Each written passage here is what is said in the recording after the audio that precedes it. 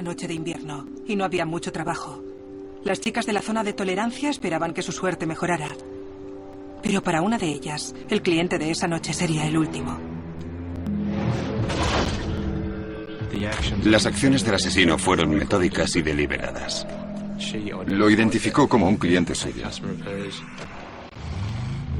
La persona que lo hizo tenía experiencias en cuerdas y bondage. Nos dijeron que no coincidía, por lo que teníamos una muestra de ADN de un desconocido. Era evidente que la violencia iba en aumento y temíamos que se tratara de un asesino en serie. ¿Puede decirnos qué estaba haciendo ese día o dónde se encontraba? No tengo ni puñetera idea.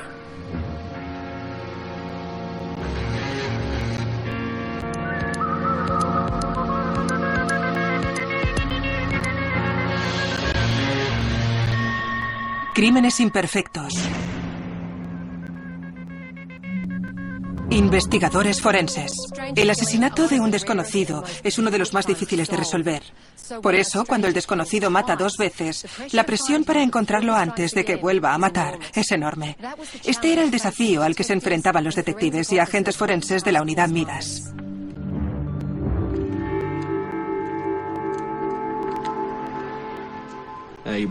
Se había encontrado un cuerpo entre unos matorrales de un solar vacío junto a la comisaría de policía de Kandra. Lo encontró un camionero al efectuar un giro para cambiar de sentido. Era el cuerpo de una mujer. Estaba en posición fetal. Llevaba solo una camiseta negra y unos botines. El rigor mortis ya era patente, lo que nos indicaba que llevaba muerta entre 4 y 6 horas. Tenía heridas de puñaladas en el estómago y la espalda y parecía que le habían cortado el cuello. La cantidad de sangre encontrada en la escena del crimen no se correspondía con las heridas que presentaba la víctima. De ello deduje que era posible que la escena primaria estuviera en otro lugar y esta fuera la secundaria, es decir, donde abandonaron el cadáver. Al examinar la escena del crimen secundaria, localizamos unas huellas de neumáticos que supusimos se acercaban en dirección al cuerpo. Luego giraban 180 grados, volvía dando marcha atrás hasta donde se encontraba el cuerpo y después se alejaba de él. También había huellas de pisadas que parecían pertenecer al mismo zapato. Estas huellas procedían de donde era lógico que estuviera la puerta del conductor. Luego rodeaban el cuerpo y volvían a la supuesta puerta del conductor. Establecimos que las huellas de pisadas en la escena del crimen no pertenecían al conductor del camión. Eso nos sugería que las huellas de neumáticos y de pisadas pertenecían probablemente al agresor. Tomé fotos de las impresiones de los zapatos y de los neumáticos. Esperábamos que en el futuro pudiéramos relacionarlas con el vehículo y el calzado del posible asesino. También medimos la distancia entre ruedas, es decir, la distancia entre ejes. Si pudiéramos localizar un vehículo, compararíamos estas medidas con las del vehículo con la esperanza de identificar al vehículo que había estado en la escena del crimen.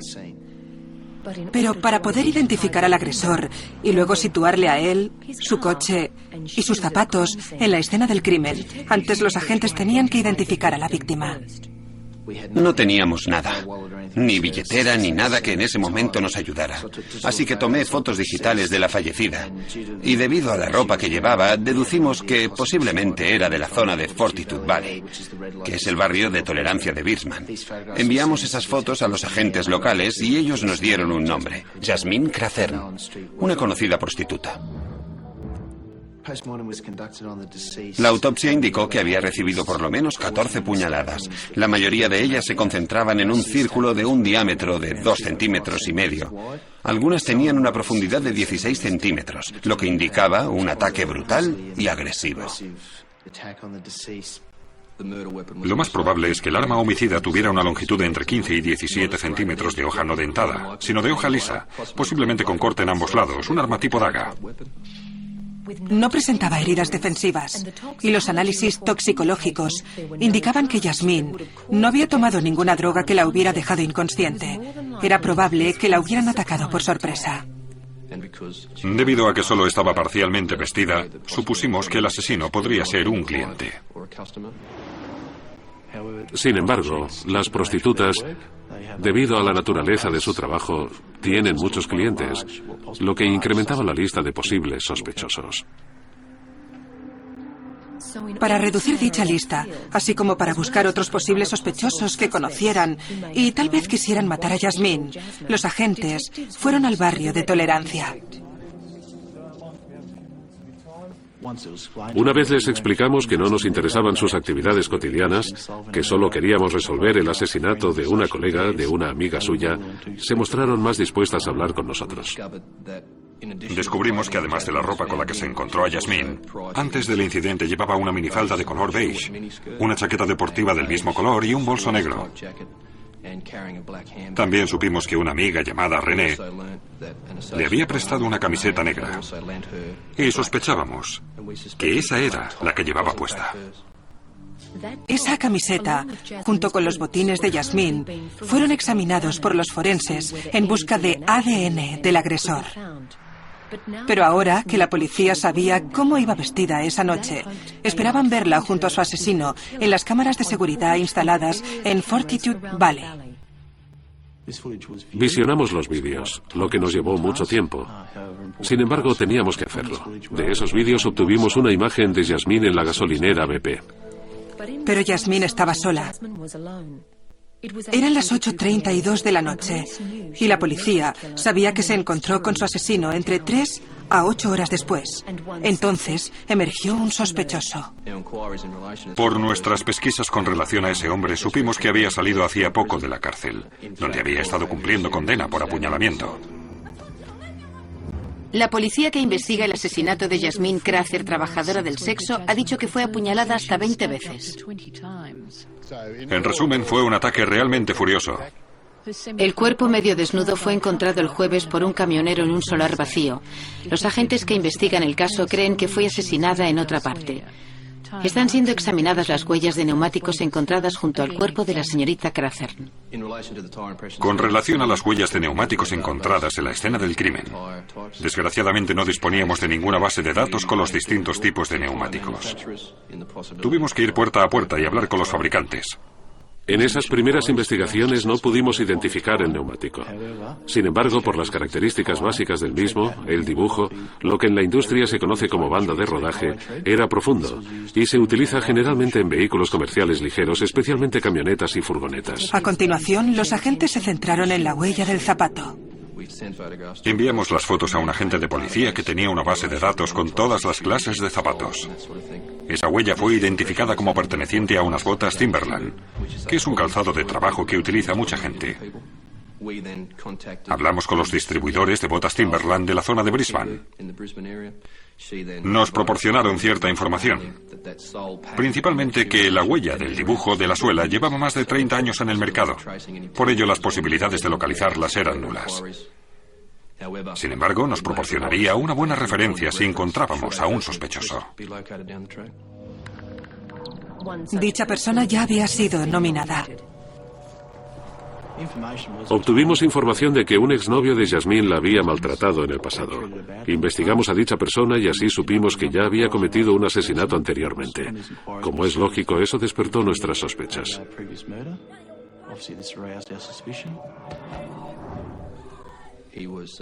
Lo localizamos y lo interrogamos a fondo.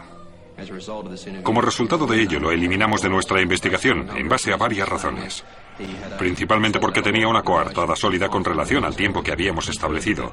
Y además con relación a las impresiones de botas y neumáticos encontradas en la escena del crimen, en ese momento ninguna de ellas podía relacionarse con él. De la información que nos facilitaron algunas de las prostitutas que trabajaban en la zona de Fortitude Valley, nos centramos en otro sospechoso. Se trataba de un varón que extorsionaba a varias chicas, también las agredía y traficaba con drogas. Por nuestras pesquisas con relación a ese hombre supimos que había salido hacía poco de la cárcel, donde había estado cumpliendo condena por apuñalamiento. Sin embargo, al igual que su exnovio, ese hombre también fue eliminado de la investigación. También tenía una coartada muy sólida y ni las suelas de sus botas ni las de los neumáticos de su vehículo coincidían con las encontradas en la escena del crimen. Pero ahora los agentes tenían otra prueba forense para añadir a su lista. Nos dijeron que habían obtenido una muestra de ADN de una mancha de semen encontrada en la camiseta que llevaba Yasmine Crather cuando fue encontrada. Supusimos que el semen pertenecería a uno de sus clientes. Esperábamos que ese cliente también fuera el agresor. Luego, esa muestra de ADN fue comparada con las muestras de ADN de la base de datos. Nos dijeron que no coincidía, por lo que teníamos una muestra de ADN de un desconocido. Localizamos a varios clientes habituales de Jasmine. Esos clientes se prestaron voluntariamente a que les tomaran una muestra de ADN y todos ellos fueron eliminados como posibles sospechosos. Había dos posibilidades: que Jasmine hubiera sido asesinada por alguien a quien conociera o bien por un desconocido, un cliente que acabara de conocer esa noche. En ese momento de la investigación, confiábamos haber hablado con todos los hombres conocidos de Jasmine y los habíamos eliminado como potenciales sospechosos. Eso nos llevó a creer que se trataba de un desconocido, alguien a quien Jasmine no conocía, un cliente que hubiera conocido esa noche. Los investigadores de la policía han ido a la reserva Deepwater Bend, donde unos obreros municipales han encontrado el cuerpo de una mujer a las 7:30 de la mañana. Ahora, 6 meses después, parecía que otra trabajadora del sexo se había encontrado con el mismo cliente. Estaba como atada, con la cara hacia abajo, y se veían heridas de cuchilladas. Los propios obreros acordonaron la zona. Pensamos que lo mejor era acordonar la zona, ya que era la escena del crimen. La policía cree que no llevaba ahí mucho tiempo. Lo más probable es que solo lleve aquí unas pocas horas. El cuerpo se encontró en el aparcamiento boca abajo. Estaba completamente desnuda, excepto por una sandalia en el pie izquierdo. Presentaba puñaladas en la espalda, el pecho y un costado. Se tomaron fotos digitales de las huellas dactilares de la fallecida y fue identificada como Julie McCall, de 42 años, prostituta de Brisbane. Tenía atada varias cuerdas a las piernas, la cintura, las manos, y también llevaba lo que parecía ser un antifaz y una mordaza. A Julie McCall la habían apuñalado 24 veces. Y al igual que en el caso de Jasmine Crathern, varias de esas heridas tenían una profundidad de 16 centímetros, aunque esta vez las acciones del asesino no habían sido tan agresivas. Las cuerdas no habían sufrido daño alguno, lo que indicaba que las acciones del asesino fueron metódicas y deliberadas.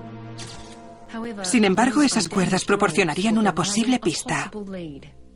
Viendo la forma en que habían sido atadas las cuerdas y el trabajo al que se dedicaba Julie, supusimos que podría tratarse de bondage y que la persona que lo hizo tenía experiencia en cuerdas y en bondage.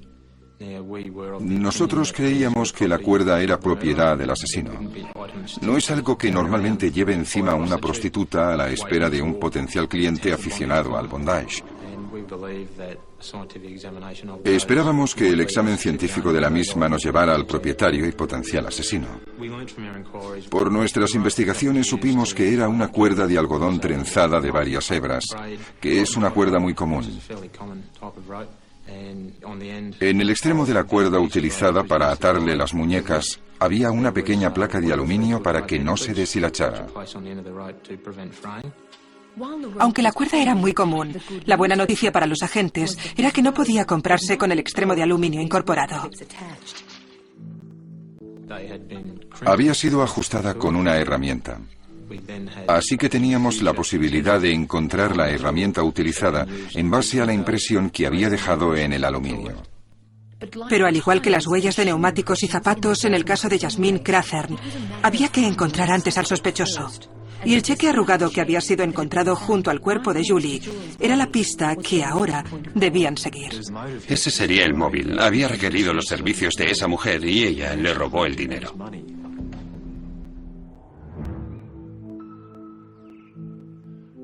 Cuando se encontró muerta a Julie McCall, me temí lo peor.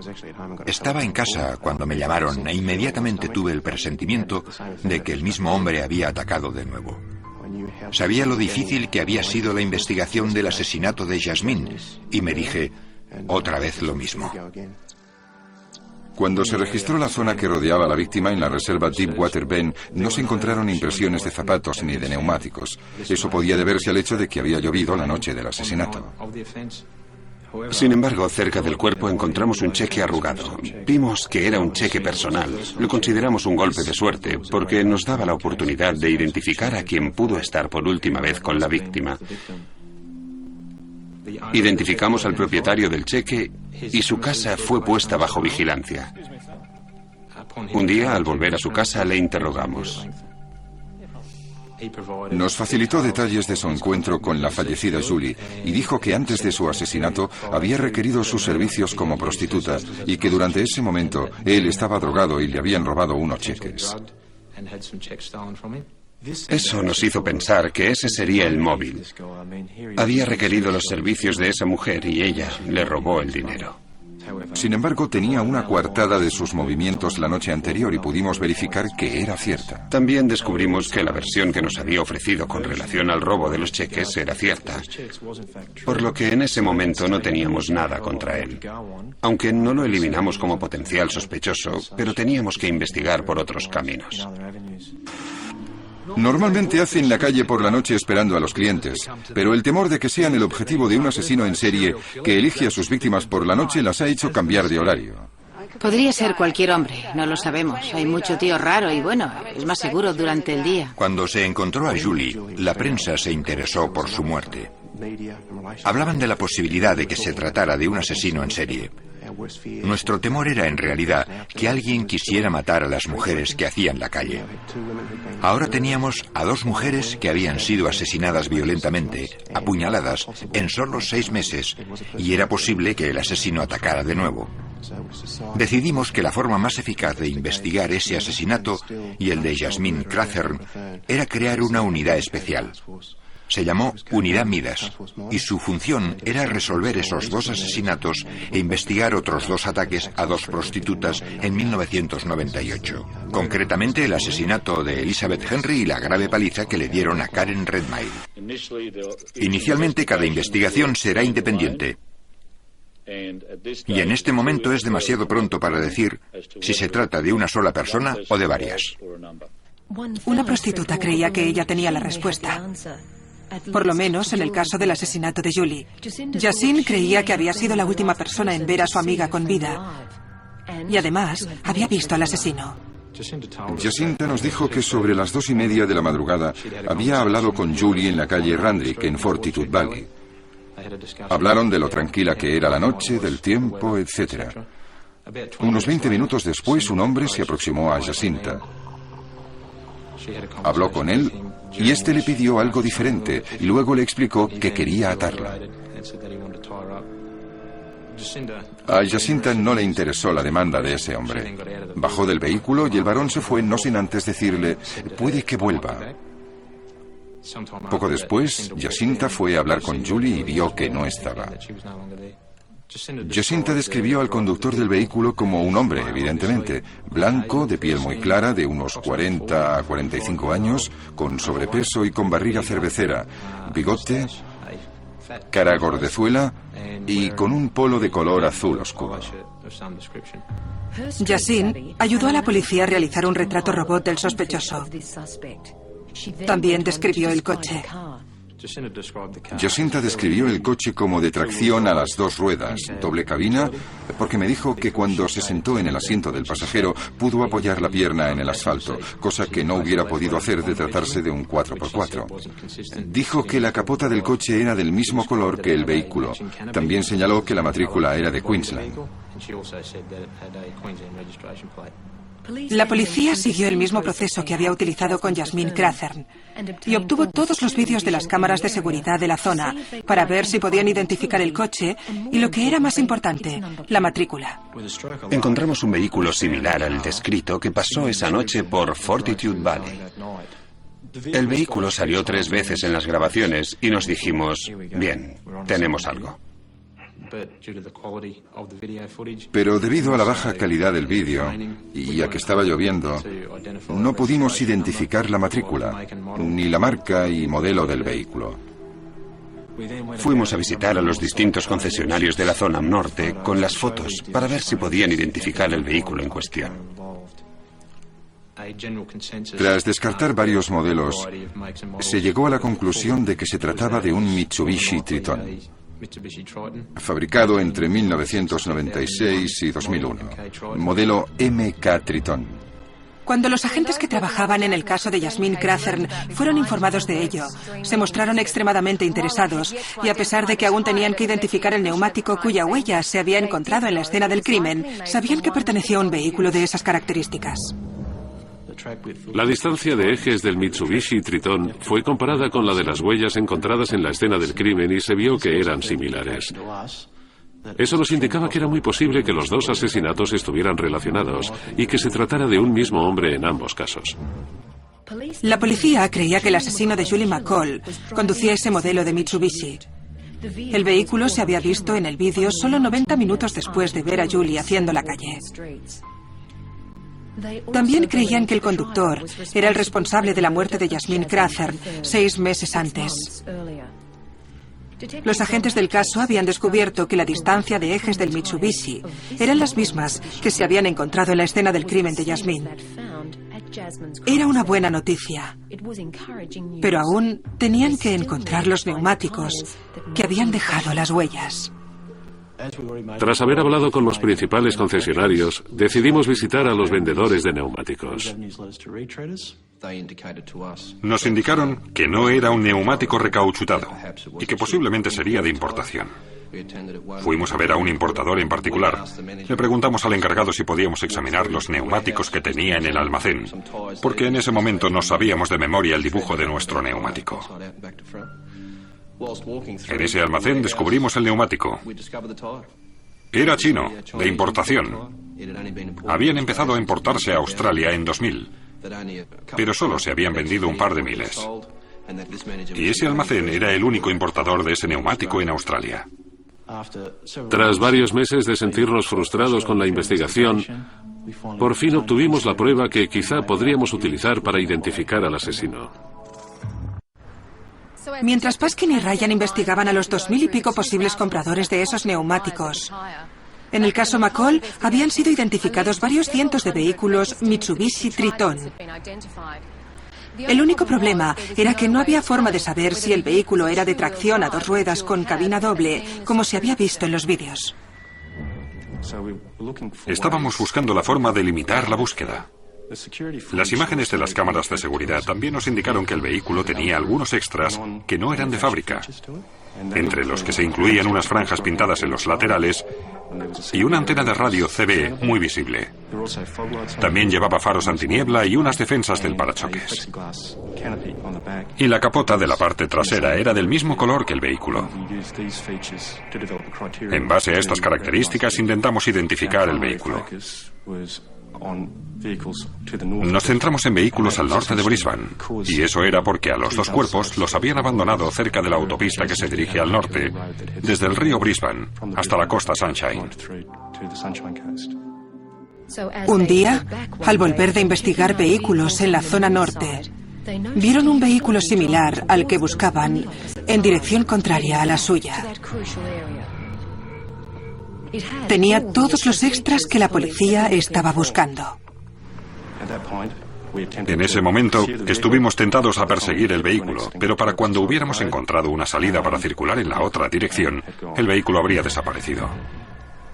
Mientras tanto, la empresa Mitsubishi Australia proporcionó a la policía información para distinguir a los coches Triton con tracción a 2 ruedas y cabina doble. La lista de vehículos sospechosos se redujo a 160 en Queensland y a 26 en la zona al norte de Brisbane. Entre ellos había uno que nos llamó la atención. Yo había investigado ese vehículo y había descubierto que un individuo llamado Francis Michael Fay había sido multado conduciendo ese vehículo. Investigué al señor Fay y establecí que anteriormente había sido condenado por un delito de fraude laboral y en los archivos estaba su foto de ingreso en la cárcel. Conseguí una copia de dicha foto y la comparé con el retrato robot confeccionado con la ayuda de una testigo. Vi que eran muy similares. Luego fuimos a su casa en Narangba, donde vimos en la entrada de la misma un Triton MK de color gris, con las franjas laterales que estábamos buscando, la antena CB y otras características, incluyendo la capota del mismo color que el vehículo. Debido a que el morro del vehículo apuntaba al garaje, no pudimos ver si llevaba faros antiniebla o las defensas del parachoques. Pero consideramos que ese era el vehículo que habíamos visto en las imágenes de vídeo. Volvimos a la comisaría y ordenamos que se vigilara dicho vehículo.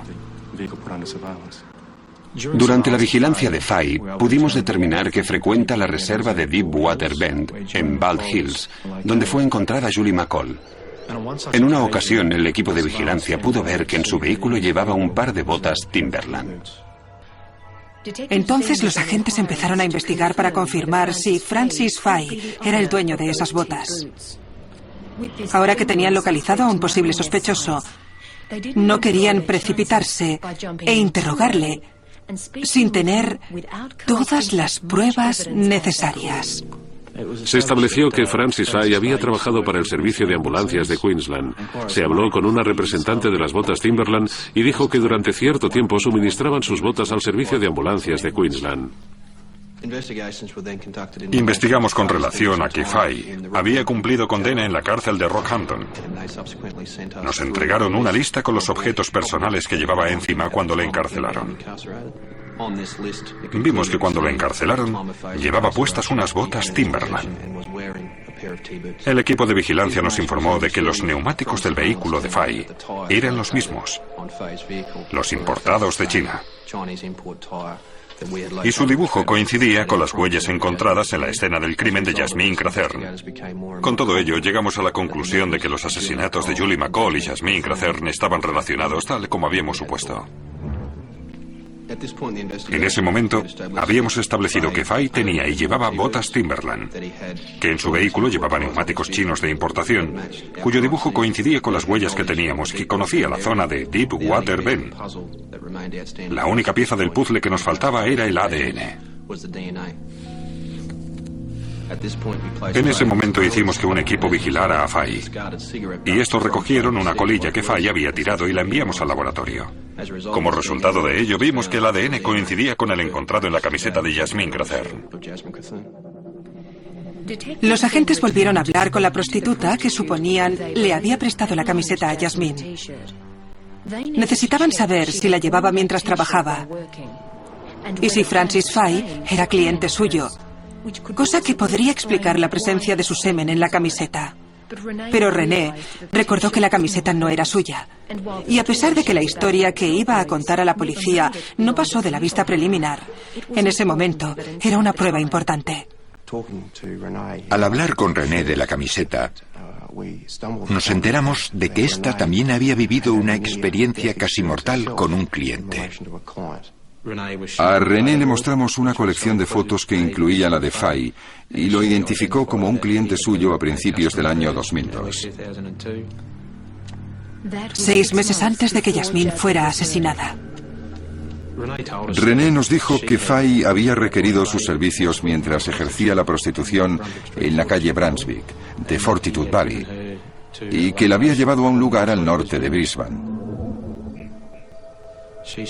Declaró que habían mantenido relaciones sexuales en su vehículo y que cuando estaba a punto de vestirse, Fay sacó un par de esposas y se identificó como agente del Departamento de Hacienda y que quedaba detenida. Intentó esposarla en el interior del vehículo.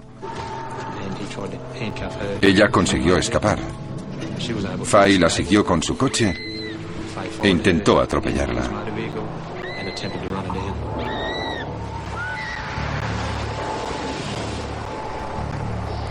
Cuando los agentes tuvieron conocimiento del incidente con René, vieron que la violencia de Francis Fay incrementaba cada 6 meses.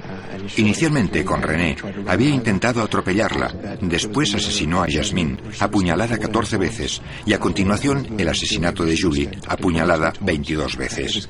Era evidente que la violencia iba en aumento. Ya habían pasado 3 meses desde el asesinato de Julie y la policía creía que tenía pruebas suficientes para actuar y así ninguna otra prostituta tuviera el mismo destino.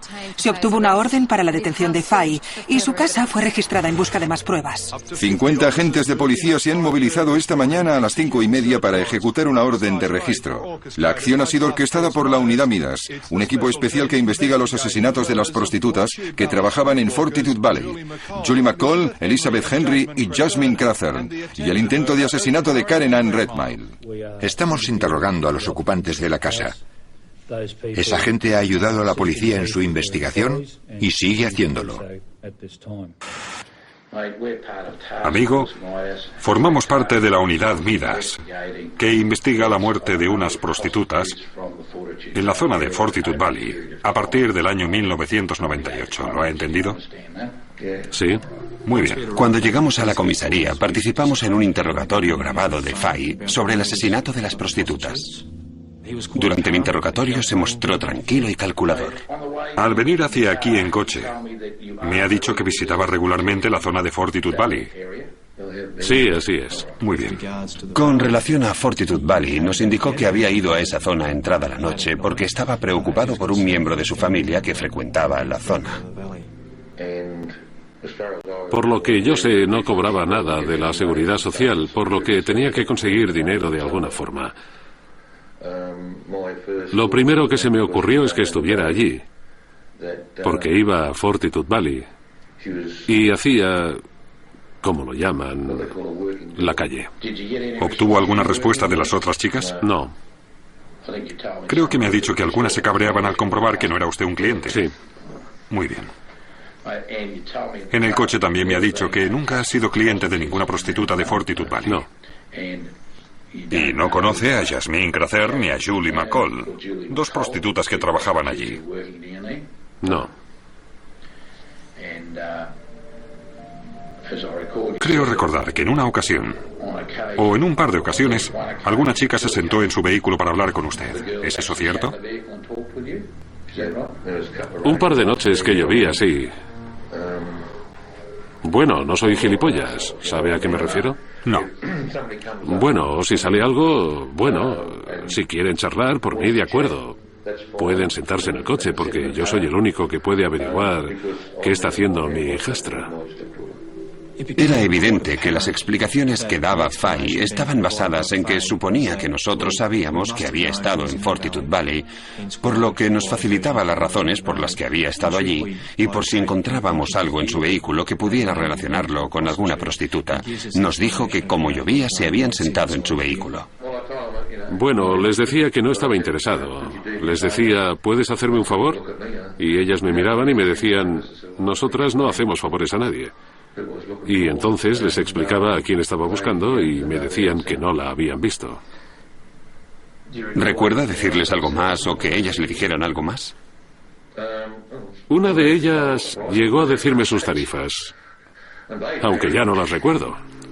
Durante el interrogatorio también admitió haber ido a Deepwater Bend, la otra escena del crimen. Nos dijo que iba allí a pescar. ¿Dónde pesca cuando va al río Pine? ¿Qué lugar escoge? En Deepwater Bend. Prefiero las aguas más protegidas. Normalmente se pesca más. Me gusta irme lejos de los jodidos idiotas con sus motos de agua y el esquí acuático. Así que me quedo en esa zona. De nuevo, era su forma de decir, vale, la policía sabe que he estado allí.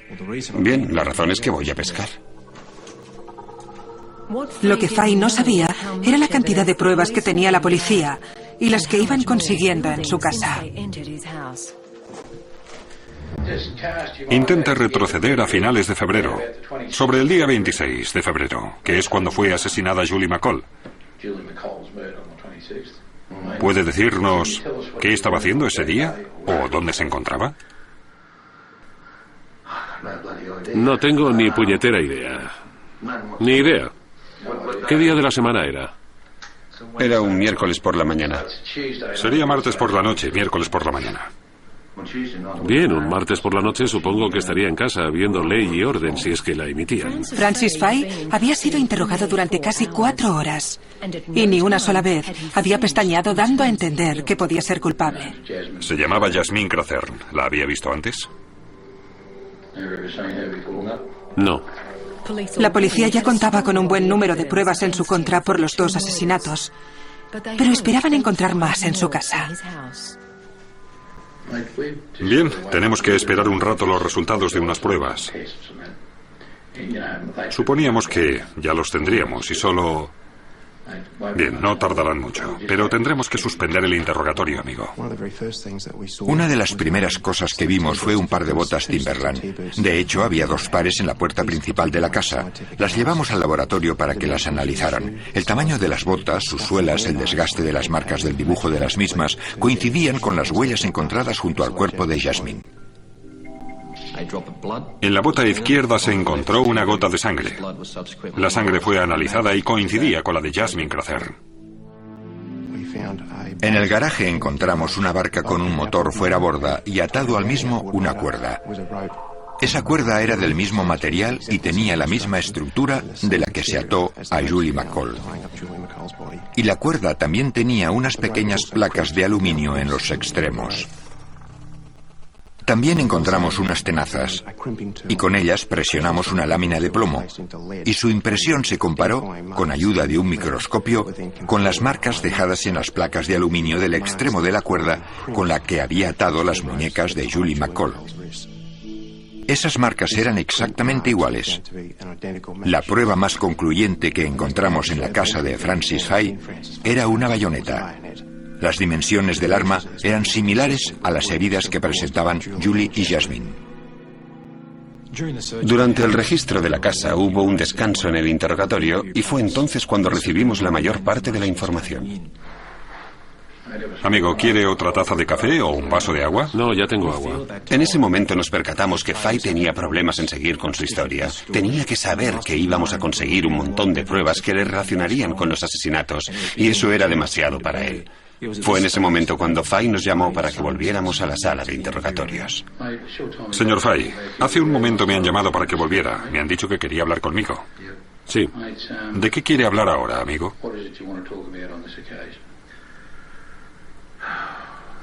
Solo quiero desahogarme. ¿Con relación a los temas de los que hemos hablado esta mañana? Sí, quiero admitirlo.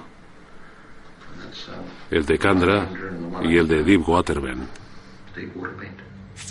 Entonces Fay empezó a hablar de la muerte de Jasmine Clathern. Nos explicó cómo la había recogido esa noche en Fortitude Valley. Se acercó una chica y me preguntó si quería compañía. Yo le dije que sí, que no importaba que me hiciera compañía.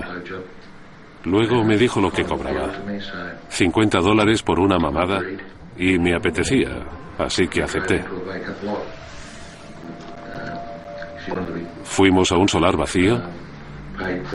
Ella quería cobrar por adelantado, así que le di los 50 pavos y practicamos sexo oral en la parte trasera del coche. El condón se rompió. Y lo siguiente que recuerdo es que iba pisando el acelerador a fondo por la maldita autopista. A la otra, bueno, paré en el Night Owl. De allí cogí un café. Creo que también cogí algo para comer, no lo recuerdo. Paré en una calle lateral, creo que a mano derecha, y allí me tomé mi café. Entonces alguien dio unos golpecitos en la ventanilla. Me ofreció distintos servicios. Ofreció hacerme una mamada por 25 pavos, creo.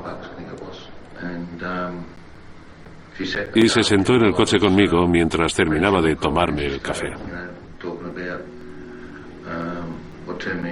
Empezó a preguntarme qué me ponía cachondo y esas cosas. Yo le mencioné lo del bondage y ella sugirió que fuéramos a su casa. Y yo le dije que no pensaba hacerlo. No me sentiría seguro. El único lugar que se me ocurrió fue Deepwater Bend. Se lo dije y ella aceptó. Me dijo que con el tiempo que hacía no iba a tener muchos clientes. Fuimos allí y recuerdo haberla atado. Recuerdo que me hizo la mamada. Lo siguiente que recuerdo es parar en el arcén bajo el puente. Utilicé unas botellas de refrescos para limpiar la sangre de las piernas. Luego vomité, eso lo recuerdo. Ambas mujeres fueron apuñaladas. Sí. ¿Puede decirme cómo las apuñaló? Es evidente que yo las apuñalé, pero no lo recuerdo.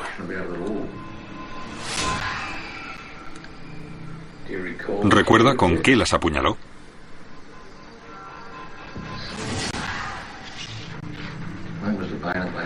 Llevaba una bayoneta en el coche.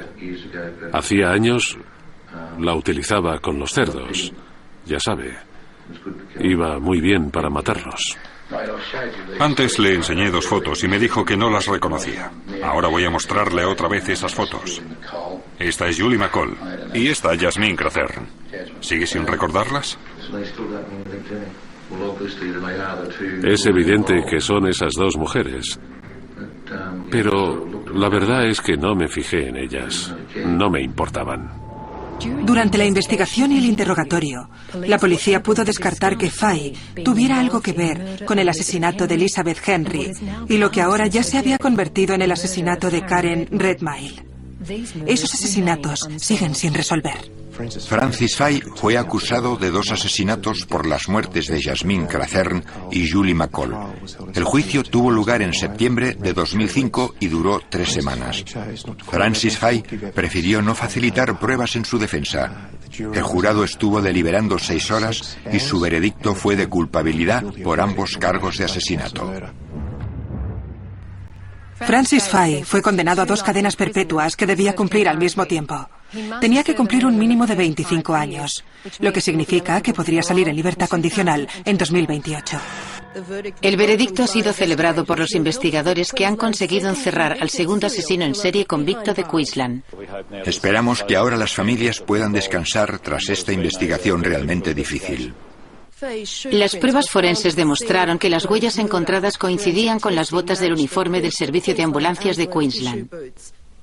Fue profético que la unidad se llamara Midas, porque todo lo que tocamos se convirtió en oro en términos de pruebas.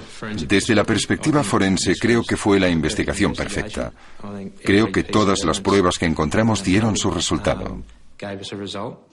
Fue extremadamente satisfactorio para los miembros de la unidad y para todo el cuerpo de policía que Francis Fay fuera condenado por esos asesinatos. No tengo duda de que si no lo hubieran condenado habría continuado matando. ¿Se encuentra mejor o qué? Hasta cierto punto sí, pero hasta cierto punto no. Bueno, ¿No sabe por qué lo hizo? no sé por qué lo hice. Porque me he pasado toda la puta vida salvando vidas y ahora he matado a 2 personas. Y no sé por qué.